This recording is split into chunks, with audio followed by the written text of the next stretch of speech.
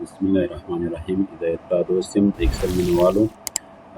ښه راغلاست. موږ تاسو ته د ایکسل کې داسې تخنیکونه یا داسې ټریک ښیو چې په هغه سره به تاسو په ډېر کم وخت کې ډېر کارونه وکړئ.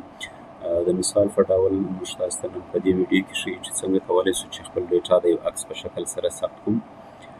یا څنګه کولی شو چې موږ د دوو ټیبلونو څخه یوه ډیټا جوړه کړو، یعنې د یوه ټیبل څخه هم ډیټا راواخلو، د بل ټیبل څخه هم ډیټا راواخلو، د هغو څخه یوه ډیټا جوړه کړو په ډېر کم وخت کې. یا موږ څنګه کولی شو چې کله موږ تاسو یو لیست جوړ کړی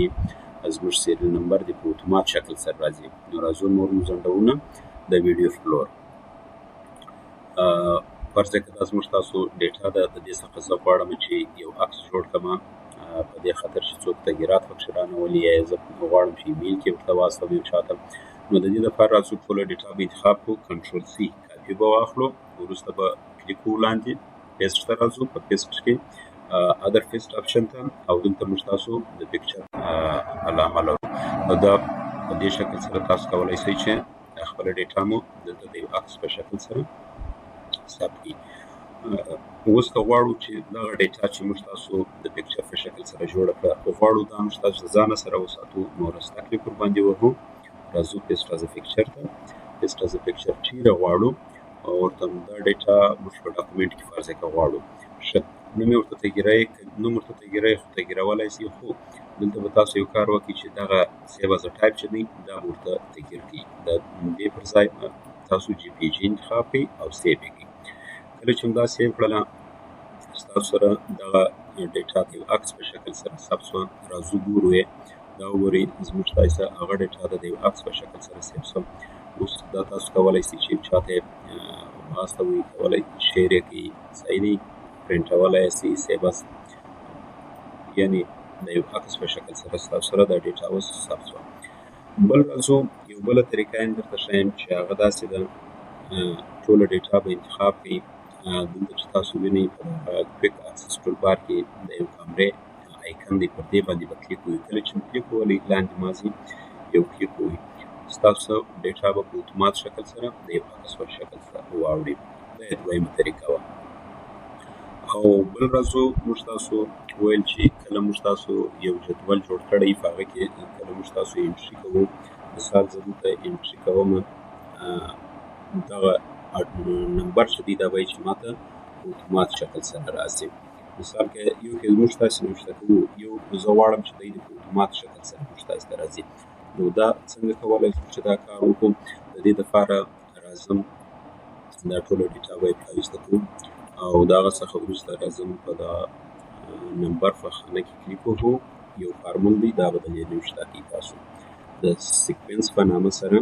ټیب وهم چې دا فارمول راسي، او د هغه څخه وروسته فارمول د پوره کېدو وروسته ګورم موږ تاسو ته را راغله. د را دپاره موږ تاسو چې کوو ورته وایم یو ماته وشماره چې د کونټه فارمول باید تاسو استعمال کړئ. صحیح دی، یو کوډ یو کونټه ده.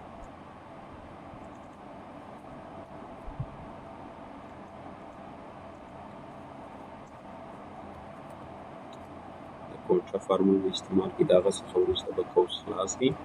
ښه اوس ویلیو زموږ تاسو ته چې د ویلیو کله چې زه د آیټم په خانه کې انټري وکړم، نو نمبر دې ماته په اتومات شکل یا مسلسل شکل راځي. نو د دې دپاره موږ تاسو راځو کوم ادرس به په لاس ورکړو، د بي کالم به په لاس ورکړو، ځکه زموږ تاسو آیټم چې دی هغه د بي کالم کې دی. نو راځو ورته وایم چې د بي 3 څخه، یعنې د بي 3 کالم څخه یا د بي 4 څخه چې هغه بي 4 به په لاس ورکړو، بیا د کومه ځای پورې ډبل ډاټ، بیا ورته وایم چې فرض کړه د بي 14 پورې. نو راځو بي 14 به نوشته کړو، قوس به خلاص کړو، یو قوس وبخښئ قوس به بند کړو، دوه قوسه البته موږ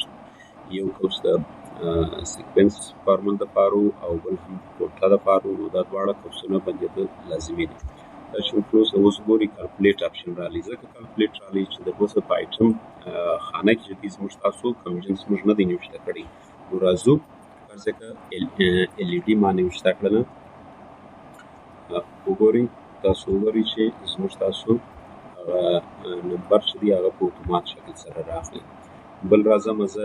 فرض که بل شی نه شته کوم بل آیټم نه شته کوم دا وګورئ په دې شکل سره تاسو کولی شئ چې دا نمبر په اتومات شکل سره راولئ دا وګورئ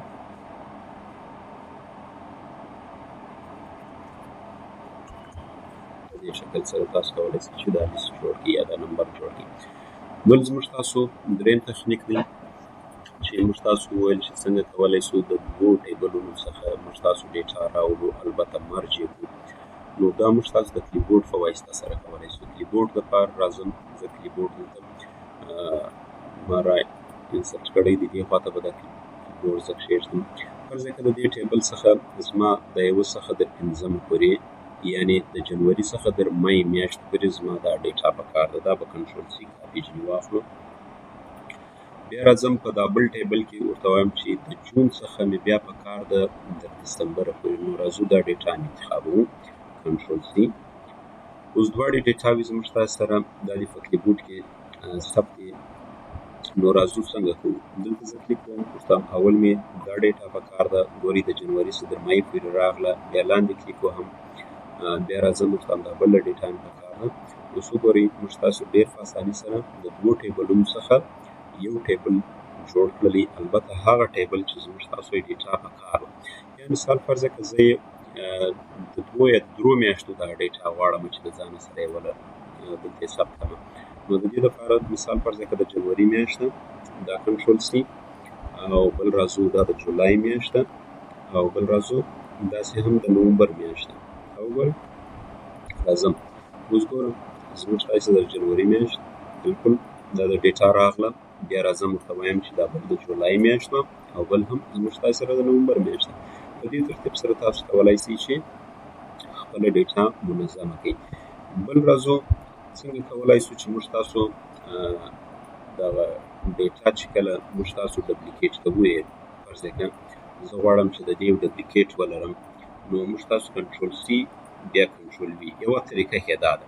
یوه طریقه یې زه نن تاسو ته بله ښیم هغه داسې ده چې تاسو به ټوله ډیټا انتخاب کړئ کنټرول به ونیسئ وروسته به چپه کلیک ورسره ونیسئ ډیټا به لاندې راکش کړي کلیک به یې لږ ستاسو ډیټا به ډبلیکیټ شي نو دا هغه تخنیکونه وه چې موږ تاسو ته نن په دې ویډیو کې وښول خدای دې وکړي چې ستاسو د خوښۍ وړ وګرځېږي که چیرې ستاسو دا ویډیو خوښه شوې نو تاسو کمنټ شیر او زموږ چینل سره سبسکرایب کړئ که چیرې کومه پوښتنه غوښتنه لرئ نو تاسو کولی شئ چې زموږ څخه په کمنټ کې وکړئ موږ به انشاءالله تعالی ستاسو پوښتنو ته جواب وایو د نورو ښو ویډیوګانو دپاره تاسو کولی شئ چې زموږ تاسو چینل سبسکرایب کړئ دا اوس موږ ته نن